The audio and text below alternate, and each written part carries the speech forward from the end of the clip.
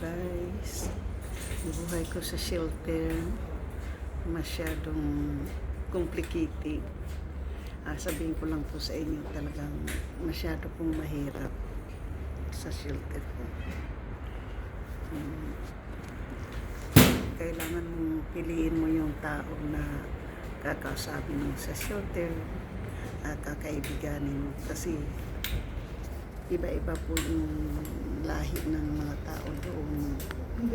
At iba-iba din po yung mind nila. So yung ano ko po, yung nakakausap ko lang po doon ay isa lang. So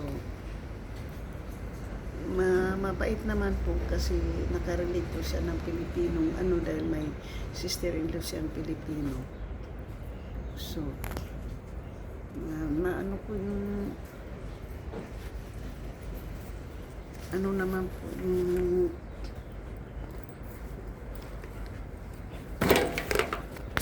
yan na lang, ganyan na lang. Po yung sitwasyon ko po doon, mahirap. Yung itong naging kaibigan ko din po doon sa loob ay former teacher po siya, pero nagkikimo. So sabi niya 2 linggo na lang daw siyang matatapos na yung chemo niya at babalik na po siya sa kanyang trabaho.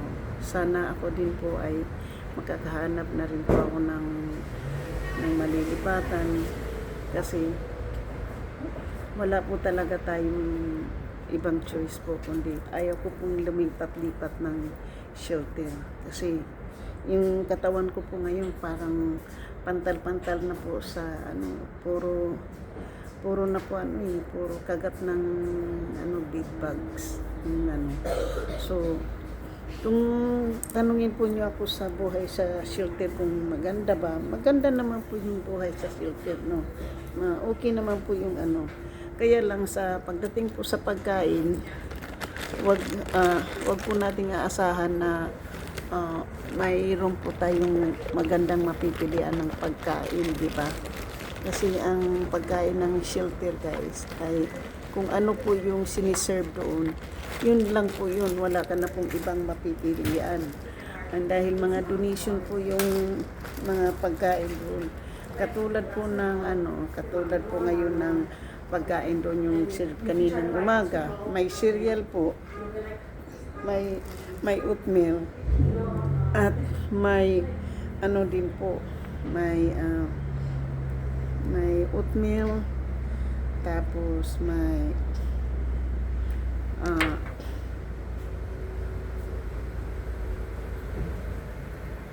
ito po yung ginagamot ko po ngayon. Yan po yung mga kinakagat po ng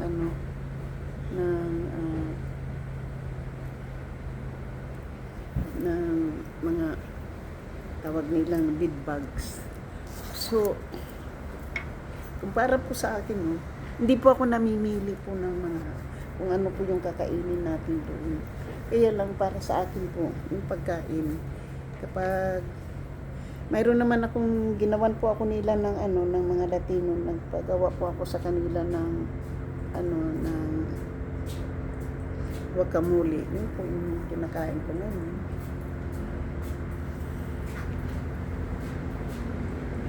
Alam po yun, yung nakatulong dito sa pangangati ko po ay baking soda.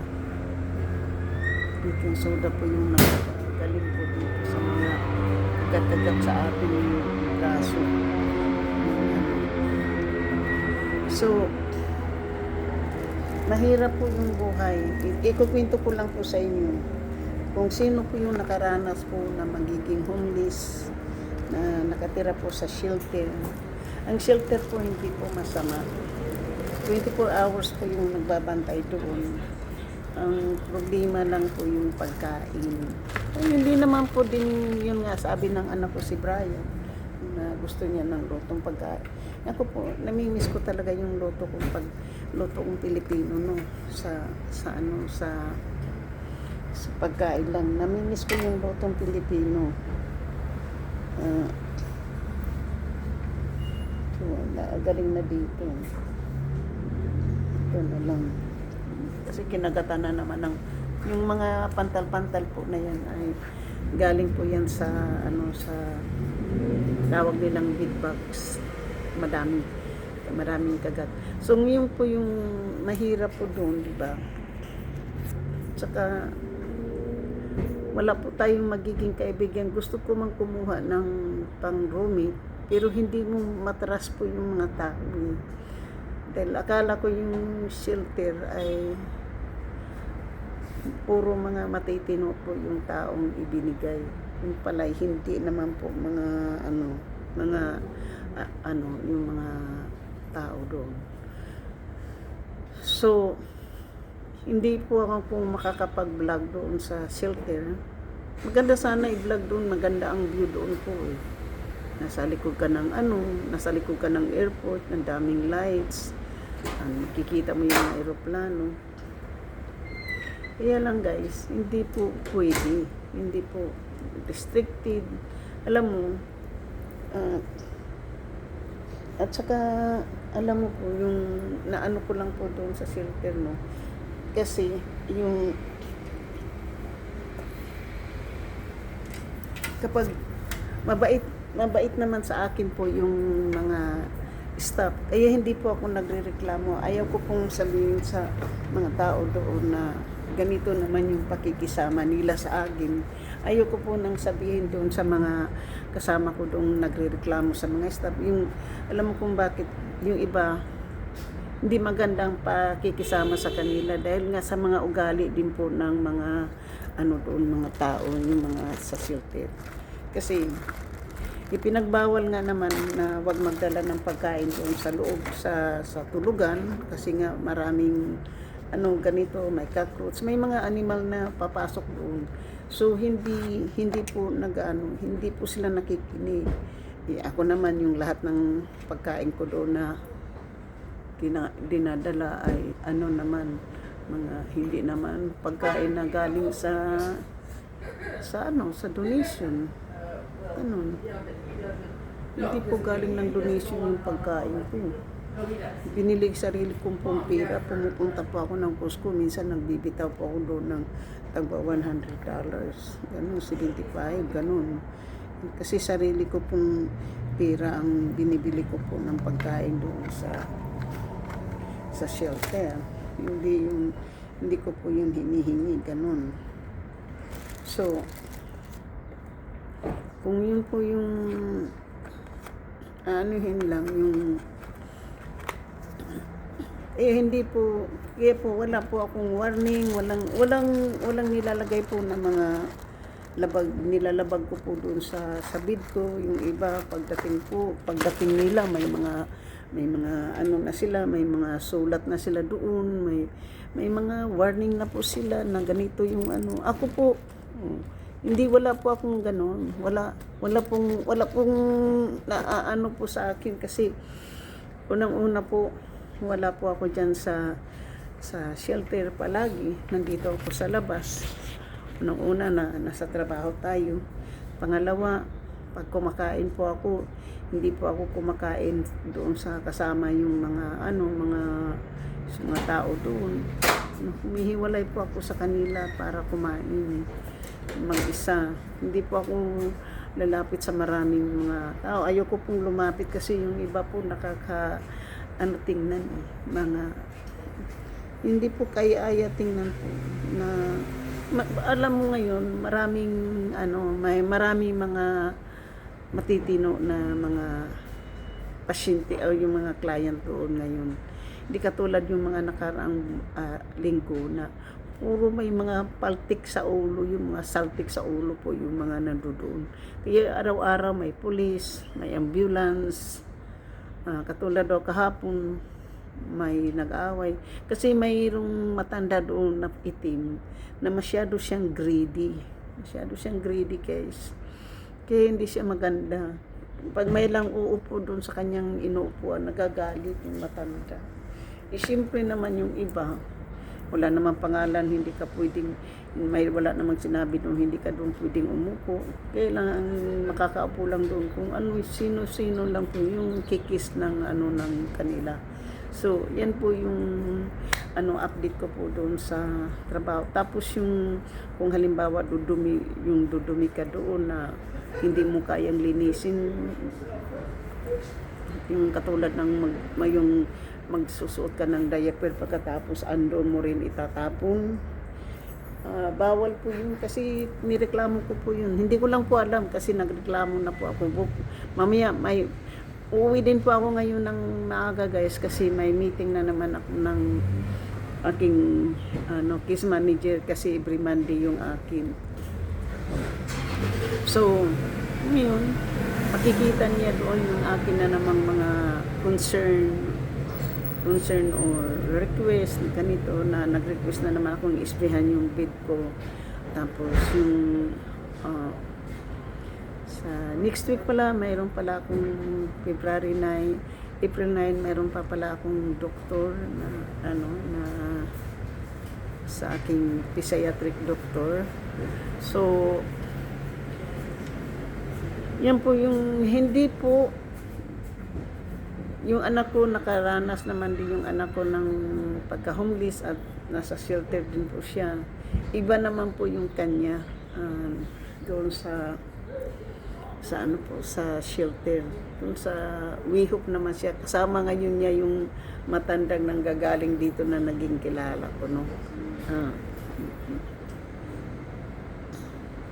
At saka alam po niyo, yung mga tao dyan, hindi natutulog.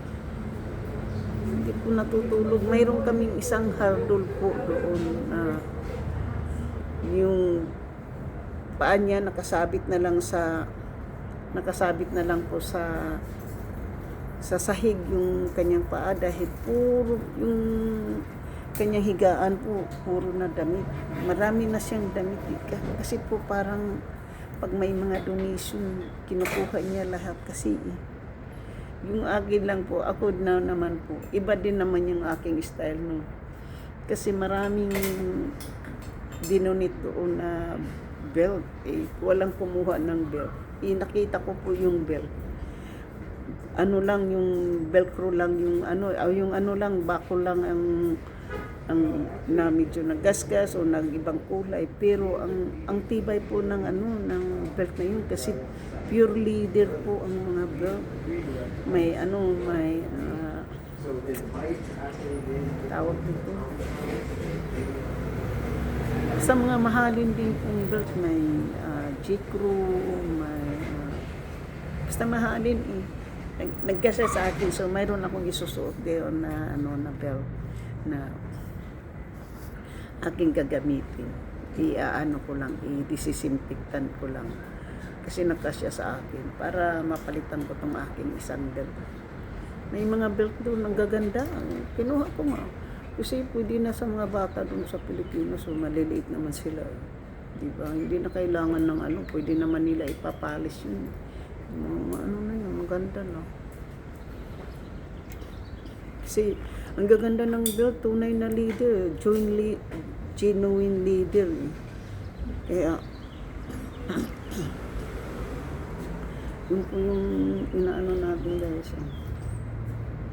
Parang siya dito, tatrabaho o appointment lang. Sexy naman. Ako kahapon ito, kaya hindi po ako kumukuha doon ng donation kasi makakabili naman ako $14 lang. Okay na yung aking suot. Mickey Mouse, Hello Kitty pa, di ba? Hello Kitty and Friends. Hello Kitty and Friends yung aking suot na t-shirt. Kaya Hello Kitty and Friends. Hello Kitty and Friends. Yan ang natin po. Hindi lang po sa lahat ng araw doon ay pero ako talaga guys, sabihin ko po sa inyo, doon po araw-araw ini-encourage po sa shelter ang mga tao na lumabas para makalanghap naman ng hangin, lalong-lalo na ngayon sa umaga. Maganda ang sa umaga po maganda ang tawag nito, maganda ang morning sun doon, maganda tingnan, saka kaya lang pagdating sa hapon masyado na pong tawag nito, masyado ng windy, sobrang init, masakit na sa balat. Pero kung gustuhin mo talaga guys na mag ano ka sa init, magbilad ka sa init, okay lang po yun. 162 na.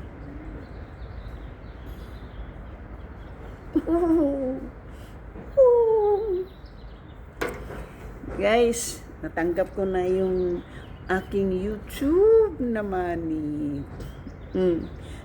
Nakapag-suldo tayo guys. Suldo natin ng YouTube ngayon ay $117. Kung sa Pilipinas po yan, medyo malaking pera na po. Ayan na po, mayroon na po tayong pang ano.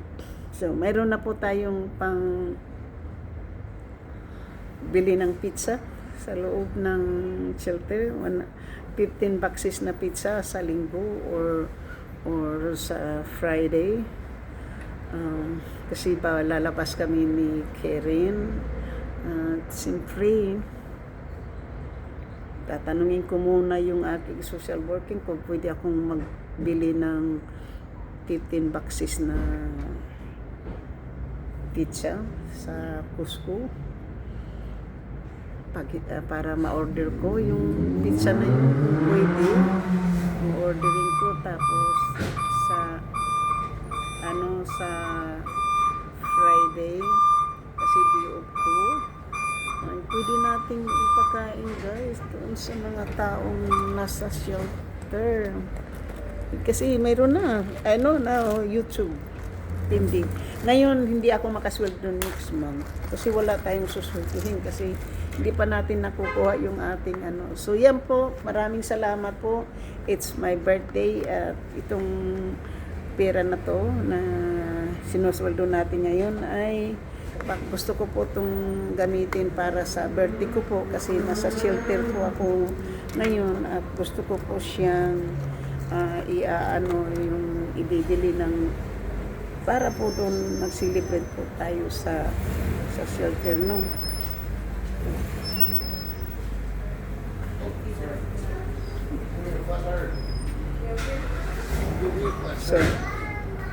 So yan po yung gusto ko pong mangyari kung i-allowed po tayo. Kasi hindi daw po pwede dahil hindi daw po pwede kasi ang ano po ay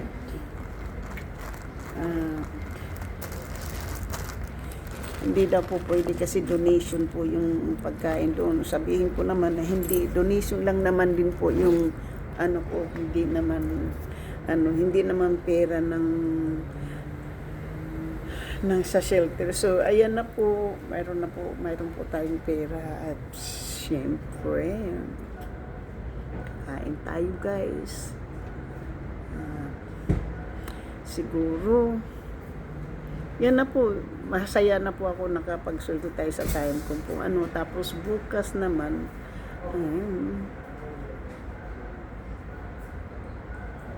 hindi ko lang po alam kung magkano susweldohin natin ngayon, ano. Mayroon tayong titingnan po ang buhay ko sa shelter. Maraming pagsubok. Siguro po kung halimbawa po, ito lang pong masasabi ko, huwag po nating ikahihiya kung anong nangyayari po sa buhay natin. Yung mga yung mga nasa shelter po, yung mga sa shelter po ay iba-iba po ang mga buhay doon. Iba-iba po yung mga nangyayari po sa buhay kung bakit sila nasa shelter. Iba-iba po ang mga naranasan po ng mga tao po. Iba-iba yung kasaysayan namin doon. Bawat isa. Yung naging kaibigan ko po ay nagkikimo po siya. Mayroon po siyang, hindi ko po tinatanong kung anong cancer pong mayroon siya kasi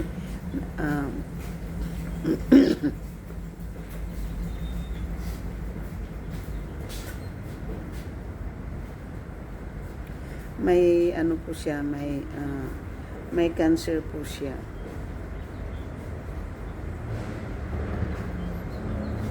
Wala pa po. Wala pa po yung para sa bukas. Mamaya pa siguro to. Wala pa po yung, kasi yung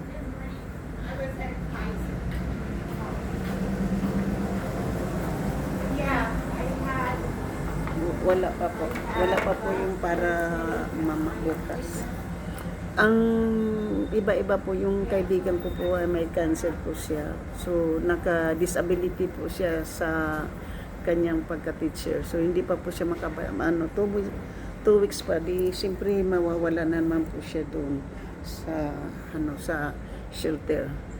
Yung si Lailani umalis na rin. Tapos si Tara umalis na din po. Si Ima umalis. Ang naumalis po na nagiging kaibigan ko po si Tara, si Ima, si Lailani, si Franz, si Julia, si Julie. So yan po sila, yung si Art Filipino. Yung po yung mga umalis po na naging kilala ko at nagiging kaibigan ko na mabait po sa akin. Si Miri, parang si Miri. Yung po yung mga naumalis na hindi ko po sila, parang kaibigan ko po, nakakausap ko po sila na So yun po yung mga ko po. Pero yung iba, lalo na yung dalawang Pilipina na nag-aaway tapos pinapapulis po ng isang Pilipina yung Pilipinang isa na pareho naman silang mga may disability. Kuya O, mega love shout out po Kuya O. Thank you so much. So hanggang dito na lang po, yan po yung update ko sa aking shelter ngayon, sa buhay ko sa shelter. Sana po ay hindi po kayo mag-give up po sa akin dahil kung ano man yung naranasan ko po ngayon sa shelter, update ko po kayo kung ano po, kung hanggang kailan po ako dyan. Kung hindi man ako makakahanap ng bahay po, ay talagang mag-iipon ako ng pera para makauwi ako ng Pilipinas. Makakasama ko yung dalawa kong kapatid na mga matanda. Yan lang po. So, wag po kayong mawalan ng pag-asa. Wag po kayong, ako po hindi po ako nanghihinayang po ako sa buhay ko dito. Hindi ko po to akalain magiging ganito yung buhay ko po.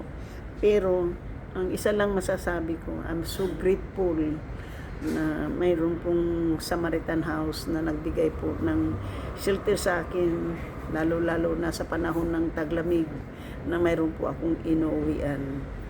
Hindi ko man magastos man ako sa pera po kasi kailangan ko pong kumain ng medyo magandang pagkain, hindi lang po yung pagkain sa shelter na kinakain ko, hindi po yun. Hindi po ako masyadong kumakain sa shelter. Bumibili po ako ng sarili ko pong pagkain. Yan po, hindi po ako katulad ng ibang Pilipina kung ano lang yung nandoon. Ayaw nilang gumastos. Tingnan mo, ayaw nilang gumastos, nai-scam naman.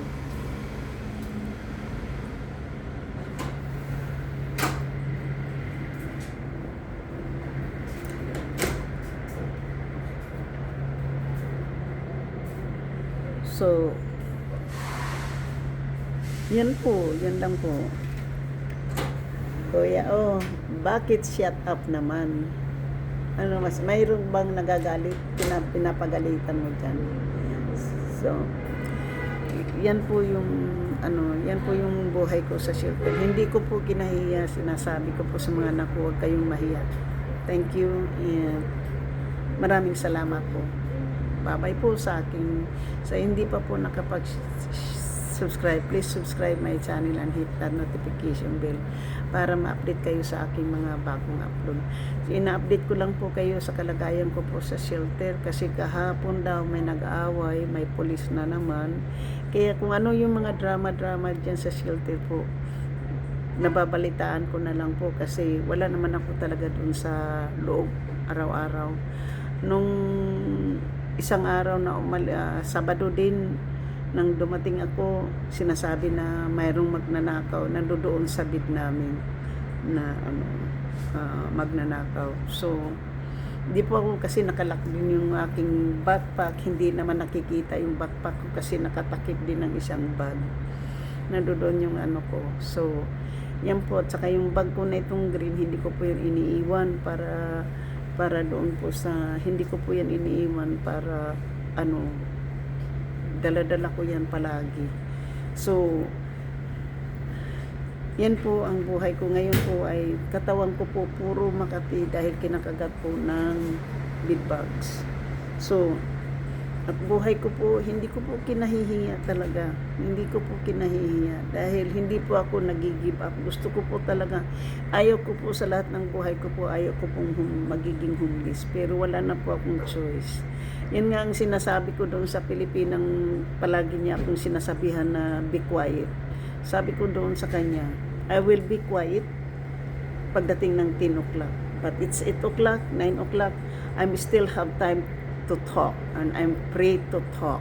And if you want to be quiet, if you want a silence place, get your own private place.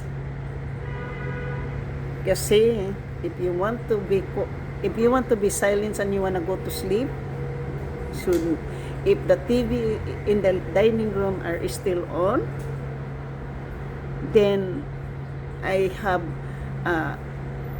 time and to talk, and I have a freedom to talk. This is not a private place, this is a shelter. Then you cannot stop me by talking to myself and to my friend. Kaya kung gusto mo ng quiet place, get your own place. Sinabihan ko yung isang Pilipinang matanda. Dati naging kaibigan ko siya, tapos ngayon bigla siyang maging ganyan sa akin. Hindi ko siya, I never spoke to her anymore kasi hindi niya ako kinakausap. Never bother with her, never say anything to her. But she cannot go shut me off. Kasi kung gusto niya ng shut off, kung gusto niya matulog ng mahimbing, matahimik ang lugar, then she needs to get her own place. Kasi sinabihan ko siya, you cannot make me shut up until 10 o'clock. I will be quiet at 10 o'clock. But now it's only 8 o'clock. No. I will continue talking because the TV outside in the dining room is still on and is still loud. Then I had time to talk and I have free to talk. Okay? So, if you want a place, get your own place, get a private place because this one here is a shelter. Yan, nabihan ko yung